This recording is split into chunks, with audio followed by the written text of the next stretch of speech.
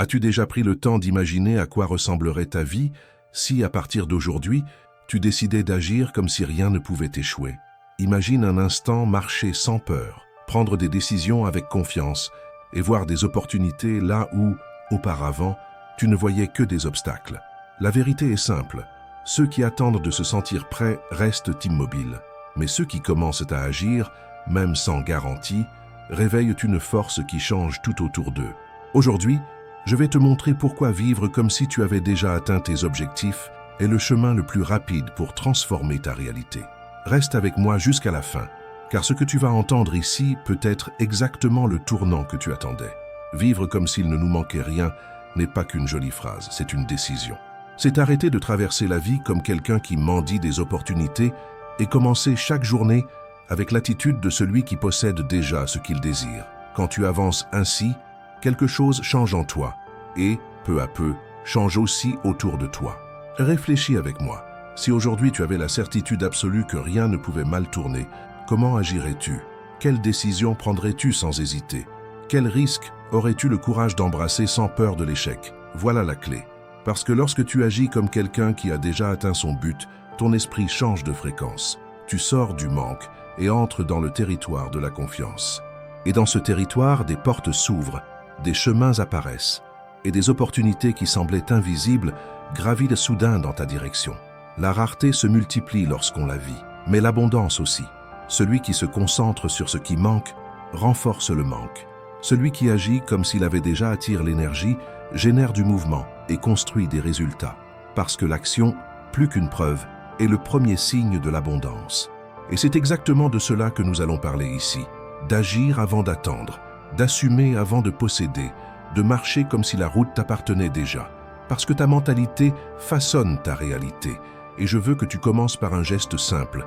Écris dans les commentaires. Aujourd'hui, je commence à agir. Je suis historique. Cela peut sembler un détail, mais c'est un vrai marqueur. C'est la première muraille qui s'effondre, celle de l'inertie. Et sans action, il n'y a pas de transformation. Maintenant, avant d'avancer, je te demande seulement deux choses. Abonne-toi à la chaîne et laisse un j'aime. Parce que si ce contenu fait sens pour toi, il doit atteindre d'autres personnes qui, comme toi, recherchent ce déclic. Prêt? Alors passons à la première leçon. Agis comme si tu étais déjà fort. Tout ce que tu répètes se renforce. Cela vaut pour le corps, pour les habitudes et surtout pour l'esprit. Chaque fois que tu agis comme si tu étais petit, incapable ou sans valeur, ton cerveau enregistre cette information et creuse encore davantage ce chemin. C'est comme marcher toujours sur le même sentier de terre. Avec le temps, il devient marqué, profond, presque automatique. Mais lorsque tu choisis d'agir comme quelqu'un de confiant, capable, en quête de solutions, une autre route commence à se tracer en toi. Et ce n'est pas seulement une métaphore. Il existe dans ton cerveau un système appelé le système réticulaire activateur ascendant. Il agit comme un filtre de ton attention. Là où tu te concentres, il renforce. Ce que tu crois, il le confirme. Henry Ford l'a dit de manière simple et directe, que tu penses pouvoir ou ne pas pouvoir, dans les deux cas, tu as raison. Voici un exemple concret. Deux vendeurs présentent exactement le même produit à des clients différents. Le premier passe sa journée à se répéter. Je ne sais pas bien parler. Ils vont trouver ça trop cher. Je vais m'en mêler. Et que se passe-t-il? Au moment de la présentation, sa voix est faible. Il évite le regard. Il dégage de l'insécurité. Le client perd tout intérêt. Le second, en silence, que se dit « Ce produit a de la valeur. J'en connais les avantages. Je suis capable de les transmettre avec clarté. » Le trac est là, bien sûr, mais il parle avec conviction, explique avec énergie, répond avec assurance. Le client est captivé. Le produit était le même, le public ressemblant, mais le résultat fut complètement différent. Pourquoi? Parce que l'un a entraîné son esprit à douter, et l'autre a entraîné son esprit à croire. Épictète disait déjà « Ce n'est pas ce qui t'arrive qui compte, mais la manière dont tu réagis. » Et la réaction ne commence pas au moment du défi, mais dans les pensées que tu cultives chaque jour. Si tu vis focalisé sur la peur, ton esprit déforme la réalité.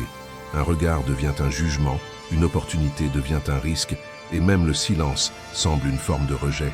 Ainsi, avant même d'essayer, tu te sens déjà vaincu. Mais lorsque tu agis comme si tu avais déjà confiance, quelque chose change en toi. Tu ne restes plus prisonnier du « et si ça rate ?» Tu commences à voir les petites opportunités cachées sur le chemin. Et plus tu avances dans cette direction, plus tu découvres que l'impossible n'était qu'invisible pour celui qui restait paralysé. La clé ne réside pas dans le fait d'attendre le courage pour agir, mais dans le fait d'agir pour que le courage naisse. Ton cerveau répond aux mouvements, pas aux promesses. Chaque pas franchi est une preuve concrète que tu as cessé de vivre dans le manque pour entrer dans le champ des possibles. Alors je te demande, où est ton radar aujourd'hui? Dans la peur ou dans la possibilité? Dans la rareté ou dans l'abondance? La façon dont tu te vois détermine la façon dont tu vis. Peu importe le nombre de compliments que tu reçois, les succès que tu as déjà obtenus ou les personnes qui t'admirent. Si au fond de toi tu continues à te voir comme petit, limité ou insuffisant, tes choix vont refléter cette image déformée. C'est comme vouloir construire un gratte-ciel sur du sable mouvant. Peu importe la qualité des matériaux, la structure ne tiendra pas. De la même manière, il ne sert à rien d'avoir du talent, des connaissances et de la préparation si, au fond, tu crois que tu ne le mérites pas. Cette croyance te sabote toujours au moment crucial. Imagine quelqu'un en entretien d'embauche. La personne entre déjà en se sentant inférieure. La voix est faible, le regard fuit, le corps se replie. L'intervieweur ne voit pas de l'humilité, il perçoit de l'insécurité. Et l'opportunité disparaît. Non pas parce que cette personne n'avait pas de compétences, mais parce qu'elle a agi comme si elle ne croyait pas en elle-même. Maintenant, imagine cette même personne, avec les mêmes compétences, mais une autre attitude. Tête haute, voix claire, présence assurée. Elle ne prétend pas être parfaite. Elle choisit simplement d'agir comme quelqu'un en croissance, qui croit en sa propre force. Et cela change tout. Épictète disait « Rien de grand ne naît soudainement ». Cela vaut aussi pour toi. Tu n'as pas besoin d'avoir toutes les réponses pour agir avec confiance. Tu peux commencer dès maintenant, en te traitant comme quelqu'un de digne, en marchant comme quelqu'un qui mérite, en parlant comme quelqu'un qui connaît sa propre valeur. Ce n'est pas de la fausseté, c'est de la direction. Faire semblant, dans ce cas, ce n'est pas mentir. C'est anticiper la version la plus grande de toi-même. C'est offrir à ton esprit un nouveau modèle de comportement, plus aligné avec l'avenir que tu veux construire. Si tu persistes à te voir comme fragile, tes actions vont rétrécir avec cette vision. Mais lorsque tu te redresses avec présence, que tu te positionnes avec fermeté et que tu te respectes, tu envoies un message silencieux au monde. Je suis plus grand que ce qu'on a essayé de me faire croire. Ton passé ne définit pas ta taille. Tu n'es pas ce qui t'est arrivé, mais ce que tu choisis de faire à partir de maintenant. Chaque nouvelle action, c'est comme changer de miroir. Le reflet cesse d'être celui des blessures pour devenir celui de la décision et de la croissance. Si c'est le tournant dont tu as besoin, déclare-le dans les commentaires. Je choisis de croire en moi. C'est la première brique de la nouvelle vie qui commence à l'intérieur de toi. Le pouvoir de vivre entouré de nouvelles opportunités. Agis comme si tu avais déjà accès au monde que tu désires. Marche comme si tu en faisais déjà partie. Quand tu t'approches d'environnements plus grands, ton esprit s'élargit. Ce qui paraissait inaccessible commence à devenir naturel. Si tu ne côtoies que des personnes qui se contentent de peu, chaque pas au-delà du minimum semble exagéré, voire de la cupidité. Mais lorsque tu te connectes à ceux qui ont déjà atteint ce que tu rêves d'accomplir, soudain l'abondance cesse d'être une illusion pour devenir simplement une question de stratégie, d'action et de mentalité. Celui qui vit entouré de limites ne voit que des barrières. Celui qui vit entouré de possibilités voit des chemins. C'est la force de la proximité. Elle crée la preuve vivante que c'est possible. Le cerveau a besoin de voir pour croire, et rien n'est plus puissant que de constater de près que le succès est réel. Épictète prévenait, nous devenons souvent ce que nous contemplons. Ce que tu regardes, ce que tu écoutes, et les personnes avec lesquelles tu te connectes définissent l'ampleur de tes pas. Il ne s'agit pas d'envier ou de rivaliser, mais d'apprendre de ceux qui sont déjà arrivés. Newton disait « Si j'ai vu plus loin, c'est parce que je me tenais sur les épaules de géants. » Il n'est pas devenu un génie par hasard. Il a su apprendre de ses références avant lui. C'est ainsi que nous transformons nos limites personnelles en ponts vers l'extraordinaire. Si c'était possible pour quelqu'un, cela peut aussi l'être pour toi. Mais pour cela, il faut changer le paysage qui nourrit ton esprit. Choisis des environnements, des personnes et des idées qui t'élèvent. Parce que lorsque tu agis comme si tu appartenais déjà à ce niveau, ton cerveau commence à travailler pour réellement t'y amener. Aucun changement ne se produit isolément. L'environnement peut accélérer ou saboter tout ce que tu essaies de construire. Fais de la confiance ton état naturel. Imagine un médecin fraîchement diplômé lors de sa première garde. Il n'a pas encore des années d'expérience, mais il doit agir avec fermeté. Il doit regarder son patient dans les yeux, inspirer la sécurité, prendre des décisions rapides. S'il hésite, personne ne lui fera confiance. Ou pense à un musicien montant sur scène pour la première fois. Il ne sait pas si le public va applaudir ou rejeter sa prestation. Mais malgré cela, il se livre comme si la musique faisait déjà partie de l'âme de ceux qui l'écoutent. Pour toi, c'est la même chose. Avant même de conquérir ce que tu désires, tu dois agir comme si le chemin était déjà en cours. Voilà le secret de la transformation. Tromper ton esprit volontairement jusqu'à ce qu'il accepte que cette réalité fasse déjà partie de toi. Notre cerveau ne fait pas la différence entre ce qui est réel et ce qui est imaginé avec conviction. Quand tu te comportes comme la personne que tu veux devenir, ton esprit commence à reprogrammer tes pensées, tes émotions et tes attitudes. La réalité change de l'intérieur vers l'extérieur. Ce processus s'appelle la reprogrammation mentale. C'est décider de se tenir comme si la victoire n'était qu'une question de temps. Cette posture change ton énergie, ta voix, ton regard. Pense à quelqu'un qui présente un produit. S'il arrive avec de l'insécurité, la voix tremble, le regard fuit, la posture dégage du désespoir. Le client le ressent et s'éloigne. Mais lorsque cette même personne se présente avec assurance, claire et confiante dans ce qu'elle propose, elle transforme l'intérêt en opportunité. Cela vaut pour toute situation. Un entretien d'embauche, une négociation, même un premier rendez-vous. Celui qui hésite perd sa place. Celui qui transmet de la conviction gagne le respect. Les gens croient en ceux qui croient déjà en eux-mêmes. Marc Aurèle disait « Ce qui fait obstacle à l'action devient l'action. L'obstacle est le chemin. » Un diamant n'existe pas sans pression. De la même manière, tu ne grandis pas sans défi. La peur, le doute et le jugement des autres peuvent être justement le décor qui prouvera ta force, mais seulement si tu fais le premier pas. L'attitude précède la conquête. N'attends pas de garantie. Agis comme quelqu'un qui a déjà décidé de gagner. Et si aujourd'hui était le jour où tout commençait à marcher en ta faveur, comment te comporterais-tu? Commence ainsi. Fais semblant de confiance jusqu'à ce qu'elle devienne naturelle. Fais semblant de clarté jusqu'à ce qu'elle soit réelle. Agis comme si tu avais déjà gagné et la victoire cessera d'être un rêve lointain pour devenir inévitable. Déclare-le dans les commentaires. La confiance est devenue mon état naturel. Parce qu'à chaque fois que tu choisis d'agir comme quelqu'un de fort, la vie s'incline devant la force que tu as décidé d'incarner. Garde toujours de la prestance. Le monde perçoit qui tu es bien avant d'entendre un seul mot. Ton corps, ta posture, ton regard, tout communique déjà la façon dont tu te vois et le degré de confiance que tu as en toi. Le corps est un discours silencieux, mais puissant. Il révèle si tu agis comme le maître de ta propre vie ou comme quelqu'un qui s'excuse d'exister. Quand tu marches la tête baissée, évite les regards.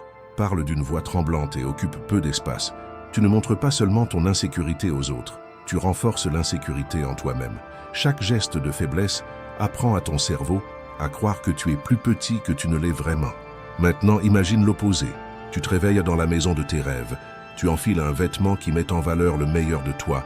Tu montes dans la voiture que tu désires et tu te rends à la réunion la plus importante de ta vie. Quel serait ton regard, ta démarche, ta voix? Cette posture n'a pas besoin de rester dans le futur. Tu peux l'amener dans ton présent. Chaque pas fait comme si tu étais déjà un vainqueur façonne ton esprit pour croire que la victoire est déjà tienne.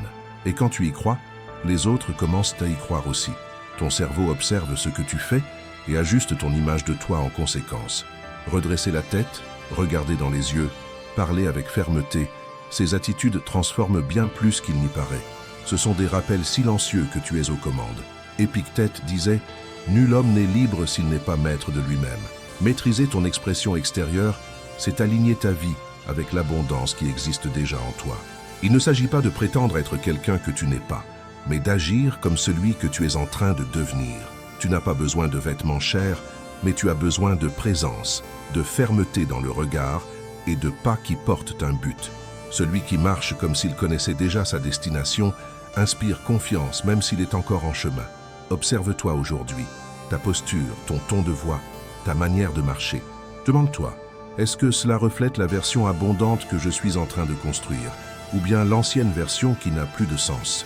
La transformation commence dans le corps, mais se consolide dans l'esprit. Change la structure de ton esprit.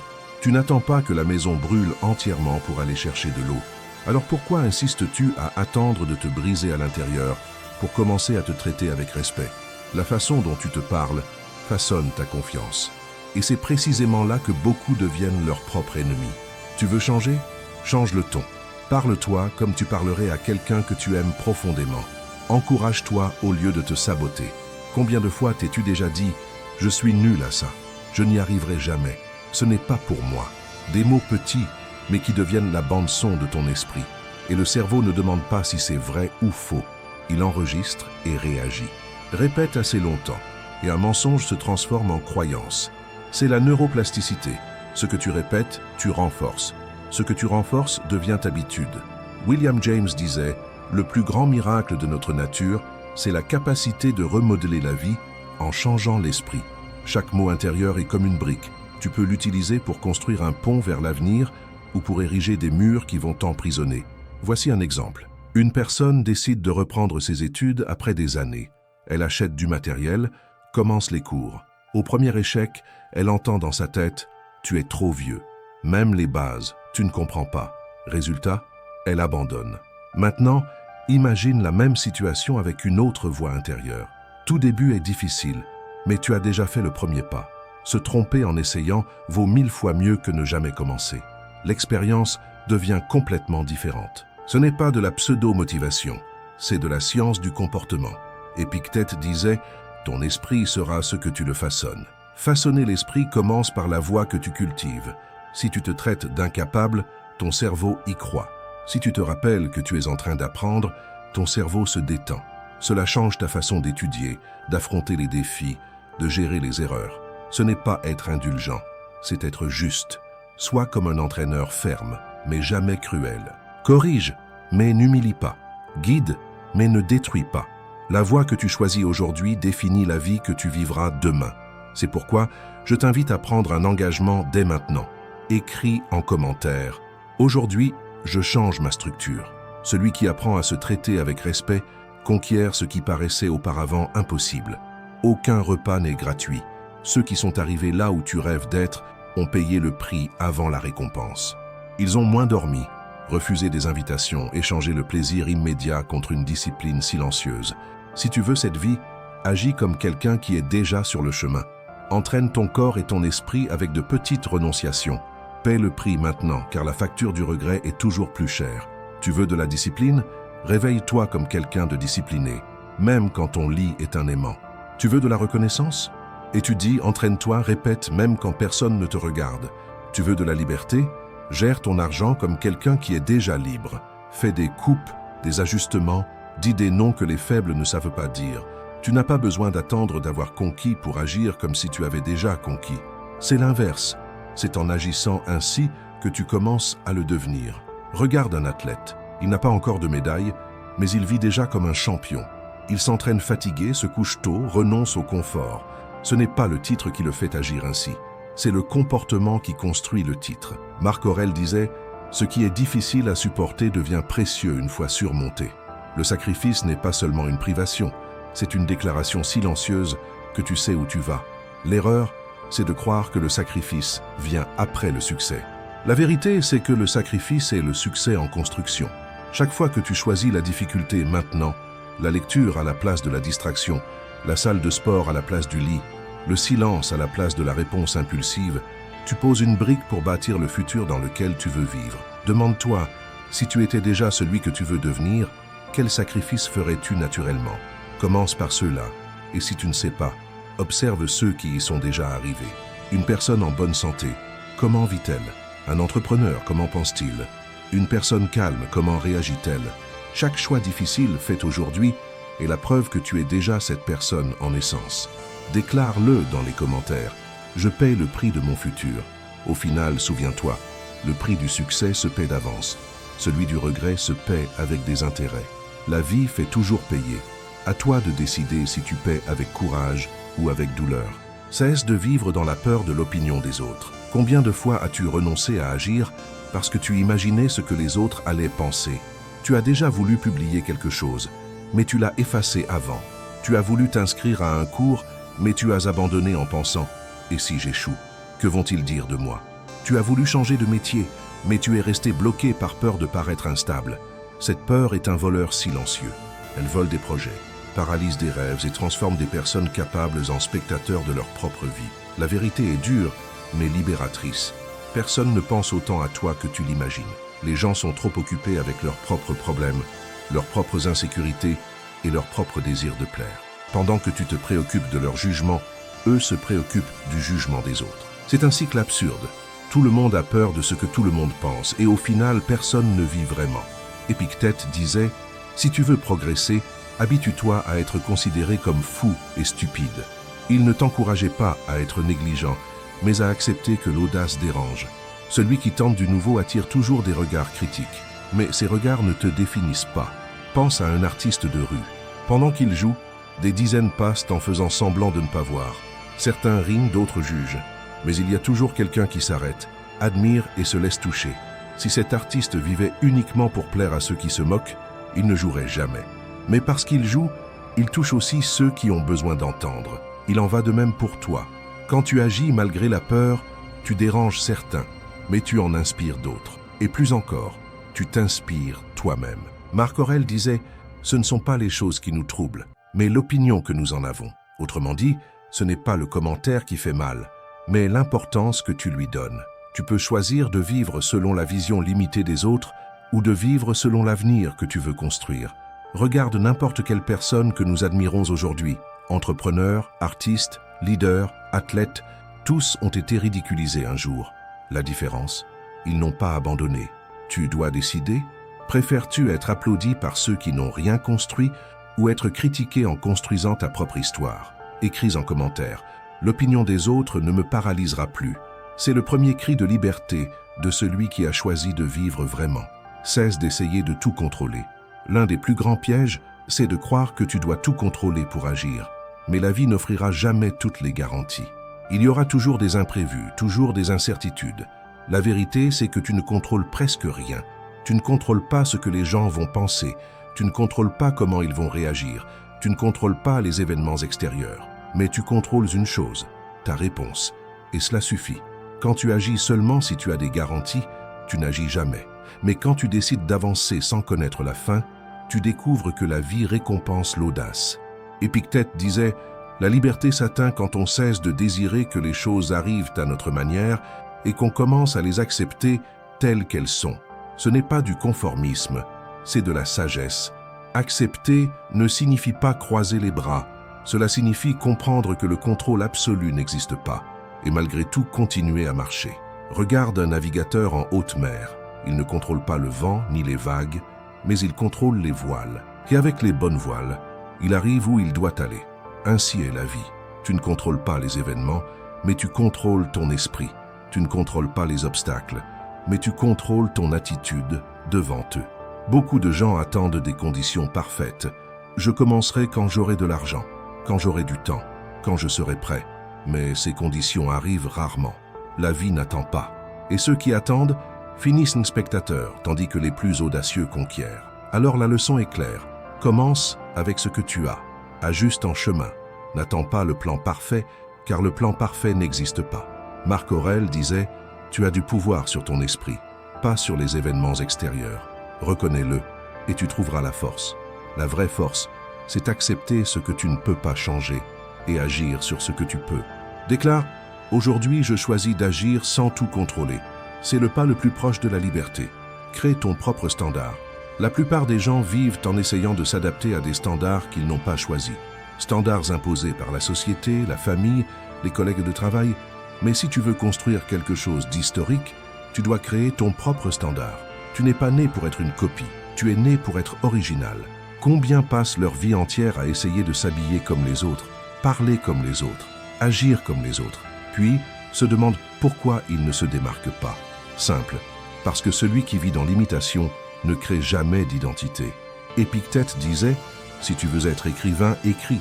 Si tu veux être philosophe, philosophe. » Autrement dit, sois ce que tu veux être, pas ce que les autres attendent. Cela ne signifie pas vivre isolé ou ignorer tout autour de toi, mais avoir le courage de soutenir ta vérité, même quand elle n'est pas la plus acceptée. Regarde les grands noms de l'histoire. Einstein n'a pas suivi le standard. Steve Jobs n'a pas suivi le standard. Les artistes, inventeurs, leaders qui ont changé le monde ont toujours semblé étranges au début. Mais c'est justement cette étrangeté qui les a rendus uniques. Tu dois décider. Préfères-tu le confort d'être accepté ou la force d'être authentique? Créer ton propre standard demande du courage, mais apporte aussi la liberté. Liberté de vivre selon tes propres règles, liberté de te tromper de manière originale, liberté de gagner de manière vraie. Marc Aurèle disait « Le vrai bonheur, c'est de vivre en accord avec sa propre nature. Ta nature n'est pas la copie, c'est la création. Cesse de te demander ce que les autres feraient à ta place. Demande-toi, qu'est-ce que moi je ferais en restant fidèle à moi-même? Et ensuite, fais-le. Écris en commentaire. Je choisis de vivre selon mon propre standard. C'est le premier acte de celui qui cesse d'être spectateur pour devenir protagoniste. Maîtrise-toi avant de vouloir maîtriser le monde. Beaucoup rêvent de diriger, de conquérir de grands espaces, d'avoir de l'influence. Mais comment quelqu'un pourrait-il diriger des entreprises, des projets ou des personnes s'il ne parvient même pas à se diriger lui-même? La plus grande de toutes les victoires n'est pas sur les autres, elle est sur toi. C'est faire taire la voix de la paresse quand le réveil sonne. C'est résister à l'envie d'abandonner quand le chemin devient lourd. C'est garder la discipline même quand personne ne regarde. Marc Aurèle disait « Celui qui se conquiert lui-même est plus puissant que celui qui conquiert 1000 armées ». Et il avait raison. Se maîtriser soi-même est la base de toute grande réalisation. Si tu ne gouvernes pas tes impulsions, elles te gouvernent. Si tu ne contrôles pas tes pensées, elles t'emportent. Si tu ne guides pas tes émotions, elles te paralysent. Bien sûr, tu peux réussir sans discipline, mais tu ne tiendras pas. Tu peux briller un instant, mais tu t'éteindras vite. La constance est la fille de l'autocontrôle. Et voici un point important. L'autocontrôle n'est pas une prison, c'est une liberté. Parce que lorsque tu te gouvernes, tu n'es pas l'otage de tes excès. Tu n'as pas besoin de motivation pour agir, ni d'applaudissements pour continuer. Tu avances parce que tu as décidé d'avancer. Voilà le vrai pouvoir. Et puisque nous parlons de pouvoir, laisse-moi profiter d'un instant. Si ce contenu résonne en toi, si à un moment donné ces leçons ont ouvert ton esprit à une nouvelle façon de penser, je veux te demander quelque chose de simple. Abonne-toi à la chaîne maintenant, laisse ton like et écris en commentaire une affirmation positive sur toi-même. Cela peut être « J'ai le contrôle de ma vie » ou « Je maîtrise mon avenir ». Ce simple geste renforce en toi la décision qui a déjà commencé ici et aide cette vidéo à atteindre d'autres personnes qui ont aussi besoin de ce message. Revenons. Se maîtriser soi-même ne signifie pas être froid ou rigide. Cela signifie choisir ce qui compte vraiment et refuser d'être esclave de ce qui n'apporte rien. C'est comme un chevalier avec un cheval sauvage. Il n'a pas besoin de détruire la force de l'animal, mais d'apprendre à la diriger. Tes émotions sont ce cheval. Elles peuvent te renverser ou t'emmener plus loin. Ce qui décide, c'est la façon dont tu apprends à les monter. Épictète disait « Nul n'est libre tant qu'il n'a pas appris à se gouverner lui-même ». Et peut-être est-ce la phrase la plus importante que tu doives retenir aujourd'hui. Car la vie ne change vraiment que lorsque tu cesses de te battre contre le monde et que tu commences à gagner la bataille en toi. Transforme la douleur en carburant. Tout le monde, sans exception, a déjà affronté des moments de douleur. Certains portent des marques de l'enfance, d'autres gardent des déceptions professionnelles, d'autres encore des blessures émotionnelles, de relations ratées. La vérité, c'est que la douleur fait partie de la vie. Mais voici le point.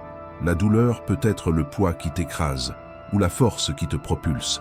Réfléchis. Combien d'histoires de dépassement as-tu déjà entendues où la douleur fut le déclencheur de la transformation? L'athlète qui n'a décidé de s'entraîner qu'après avoir perdu quelque chose d'important. L'entrepreneur qui n'a créé son entreprise que parce qu'un jour il a été rejeté. L'artiste qui n'a trouvé sa voix qu'après des années de silence. La douleur, utilisée avec sagesse, est comme le feu. Hors de contrôle, elle détruit. Mais dirigée, elle réchauffe, éclaire, donne vie. Il est facile de se plaindre de la douleur, naturel de se sentir victime. Mais ceux qui transforment la douleur en carburant sont ceux qui construisent vraiment une vie extraordinaire. Ils comprennent que chaque larme peut arroser la graine d'une nouvelle force. Marc Aurèle rappelait « L'obstacle est le chemin ». Et ce n'est pas de la poésie, c'est la réalité. Quand la vie met un poids sur tes épaules, elle ne te punit pas, elle t'entraîne. La douleur façonne le caractère. Elle t'apprend ce qui compte vraiment. Elle t'enseigne l'humilité quand tu dois demander de l'aide et te montre combien tu es fort lorsque tu découvres que tu peux avancer même avec des cicatrices. Peut-être vis-tu aujourd'hui l'un de ces moments où il semble n'y avoir aucune issue. Cela peut être la solitude, le manque de reconnaissance, une perte ou même ce sentiment de stagnation. Mais je veux que tu regardes cela avec des yeux nouveaux. Cette douleur peut être la flamme qui va te relever.